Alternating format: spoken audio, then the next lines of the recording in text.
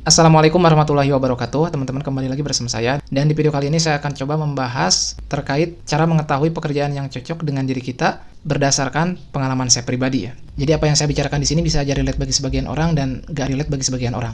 Saya kan udah sering cerita nih teman-teman di video-video sebelumnya terkait dulu saya itu adalah sebagai seorang sales motoris, 3 kali dipecat, artinya nggak berhasil.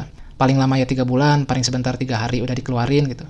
Itu udah saya ceritakan di video sebelumnya ya. Nah, lalu mengapa sekarang saya bisa bekerja di tempat kerja yang sekarang udah hampir 4 tahun? Jawabannya adalah karena cocok. Nah, sebagai tambahan informasi ya teman-teman. Jadi saya itu orangnya pemalu, gak suka keramaian, gak suka bertemu dengan orang yang baru, gak suka main ke tempat yang jauh, dan gak jago sosialisasi. Ya kalau bahasa zaman sekarang mungkin sering disebut introvert gitu. Tapi ini introvertnya introvert yang lebih ke antisosial. Saya sekarang baru menyadari kenapa di 3 tempat kerja sebelumnya saya itu gagal terus. 3 bulan dipecat lah, 3 hari dipecat lah, 1 bulan dipecat lah. Selain karena memang attitude saya yang saat itu masih buruk, ketidakcocokan juga menjadi kunci kenapa saya gagal terus. Seperti yang kita ketahui bahwasanya untuk menjadi seorang salesman itu kan ya mereka minimal kalaupun gak suka main ke tempat yang jauh, gak suka keramaian, minimal mereka itu jago dalam hal bersosialisasi. Artinya mereka pandai membaurkan diri, mereka pandai mencari topik obrolan sehingga orang-orang tuh gak bosan dengan dia gitu.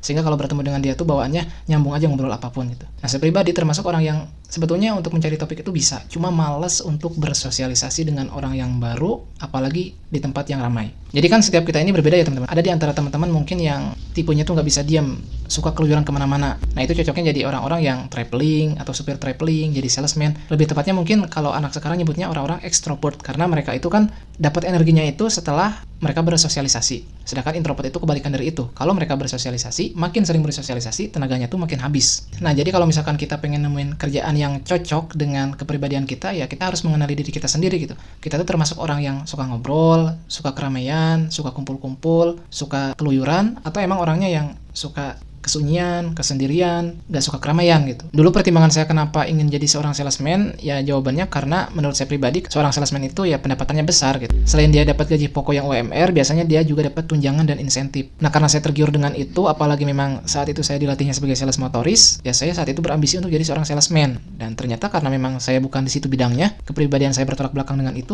segimana berusaha pun ujung-ujungnya gagal juga gitu. Dan saya juga baru menyadari bahwasannya saat itu kenapa saya bisa jadi sales motoris, ya jawabannya adalah karena tuntutan, keterpaksaan gitu. Bukan karena kemauan saya pribadi. Dan memang benar loh teman-teman, ketika kita nggak cocok sama satu pekerjaan, meskipun kita udah ngelakuinnya dengan baik-baik, pasti aja ada masalahnya. Contohnya saat saya jadi motoris, itu saya misalkan jualan udah sesuai harga, bahkan harganya beberapa ada yang saya tinggiin supaya saya dapat lebih. Ternyata ya sering banget saya nombok. Padahal saya nggak pakai uangnya, tapi kurang terus. Dan dalam 2 tahun saya jadi sales, ketika saya jumlahkan ya, jumlah nomoknya itu sekitaran 1,2 juta. Bayangin aja teman-teman, untuk nomok aja saya 1,2 juta. Padahal teman-teman saya yang lain nggak gitu. Ada sih yang kurang-kurang, cuma nggak segede saya nyampe jutaan gitu. Tapi ketika sekarang saya jadi staf administrasi ya, karena saya ngerasa cocok dengan kerjaan ini, bahkan bisa dibilang pengeluaran itu ya apa yang saya keluarin aja. Jadi pengeluaran-pengeluaran tak terduga itu hampir nggak ada sama sekali gitu. Artinya saya bisa mengontrol pengeluaran saya. Beda lagi dengan ketika saya jadi motoris, itu selalu aja ada nomboknya gitu. Bahkan ada teman saya, menurut saya pribadi sih teman saya ini bakatnya emang jadi sales gitu. Bayangin aja teman-teman, saat itu kita ditargetkan untuk menjual kopi cup,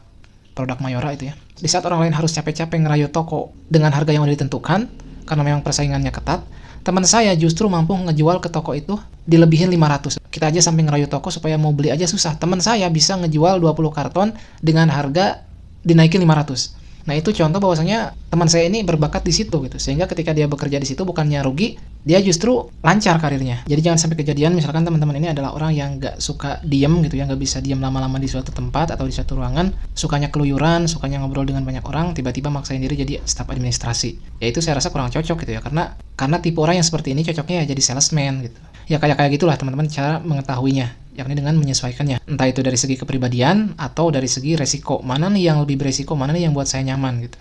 Karena kalau saya cuma jelasin dari segi kepribadian yang membuat kita nyaman aja itu mungkin bisa disalahartikan. Mungkin di antara teman-teman ada yang kerja tuh gagal terus, tapi ketika main judi teman-teman berhasil. Nah, itu juga salah ya. Maksud saya adalah pertama yang membuat kita nyaman secara kepribadian artinya ada keselarasan antara kepribadian kita dengan apa yang kita kerjakan. Itu yang pertama. Kemudian yang harus dipertimbangkan adalah resikonya juga gitu. Jangan sampai kita nyaman di situ, kita berkembang di situ tapi kerjaannya tuh yang gak baik misalkan. Ya itu juga harus dipertimbangkan ya. Pilihlah kerjaan yang buat kita nyaman, buat kita berkembang, kita menikmati pekerjaan itu sesuai dengan diri kita dan juga nggak melanggar norma-norma. Itu yang saya maksud ya teman-teman. Oke, barangkali itu aja sih untuk video kali ini. Mudah-mudahan bermanfaat bagi teman-teman ya. Sampai jumpa di video berikutnya. Assalamualaikum warahmatullahi wabarakatuh.